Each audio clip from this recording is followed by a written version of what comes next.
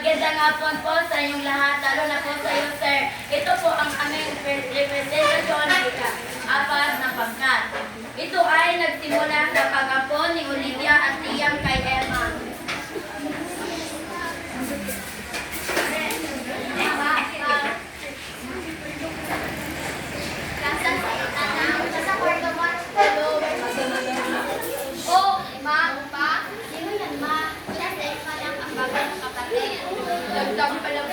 Hindi matanggap ni na Eva at Charlotte ang magiging bago nilang kapatid. Nak, ano pinagsasabi mo sa bago nilang kapatid? Ilan yung kapatid? Hi! Ganda mo ka din mo siya ito. Nak, samahan mo ka na doon sa ate ko. Ma, ba't mo yun inampon? Kawawa siya na dapat sa kanya. Kahit na ba? Nako, kung tinataasan ako alalahanin mo, nanay mo po. Samahan mo yung nanay doon sa kusina. Usap mo na katalalo. Inutusan ni Olivia kila Isabella, Liana, Liam at Emma na pumunta sa pagkainan para maganda ng pagkain upang makausap niya ang kanyang anak. Ma, ba't mo yun inampon? Wala na nga tayong makakain. Dinagdagan mo pa? Para sa ito ay kabubuhan niya. Bakit ba? Hindi ba itulosin yung kabutihan namin?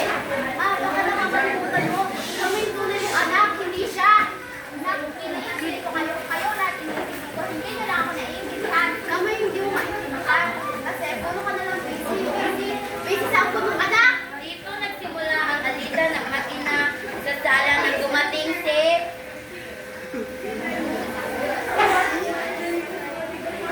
ba't ka na dito? Di ba ang good ka lang? Umalis ka daw sa pinagalingan mo. Sultan, doon ka naman nagbabagay. Alis! Alis! Nak, ano pinagsasabi niyo sa kapatid niyo? Hindi naman namin sa kapatid. At kahit kailan, hindi ko siya tutuloy na kapatid. Doon lang sa laman nila Isabella, Ethan, Liam, Diana na nagtatalo na ang mag-ina sa sala. Ano nangyari dito?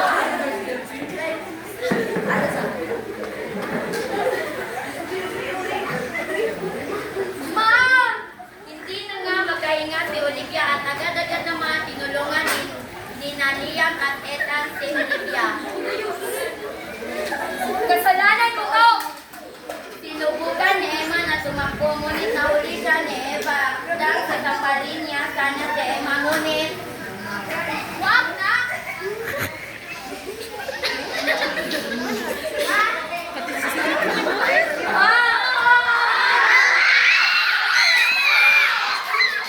Magtuyan ang magkakapatid at nang ampon niyang anak. Wow!